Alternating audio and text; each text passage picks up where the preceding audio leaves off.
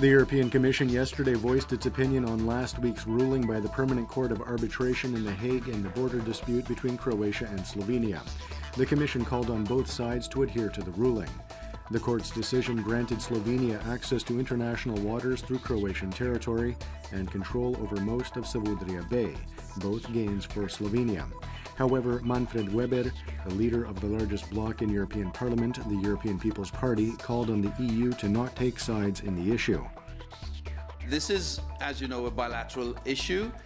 They will discuss it. There is now an award. And in discussing the award and the way to implement the award, they might want to call upon the Commission to help or to assist or to support, but that's up to them. We stand ready to do that.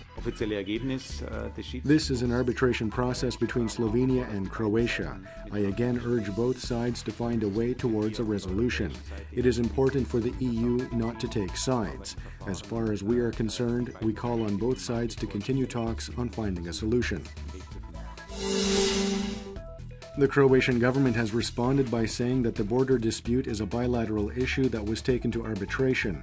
However, the arbitration process was irrevocably compromised after Slovenia was caught in a material breach of the court's fundamental principles, which prompted Croatian parliament to vote unanimously to exit the arbitration in 2015.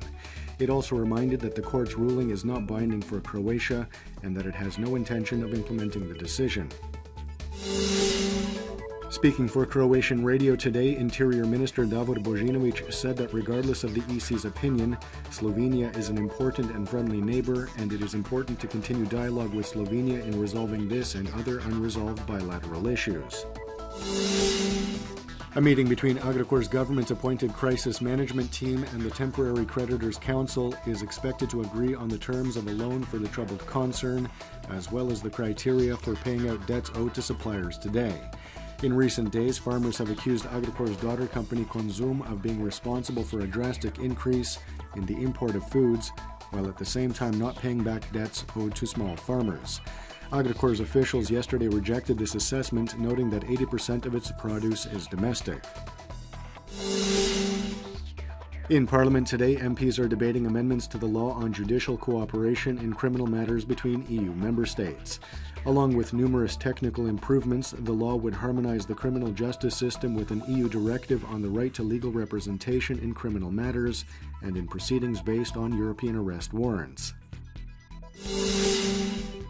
The former members of the People's Party who split ranks with the HNS over its decision to join in a coalition with the HDZ have announced that they will hold a founding convention of their new party on Sunday. One of the key figures in this as yet unnamed party, Goran Beus-Richembergh, says it will be a centrist party with liberal leanings.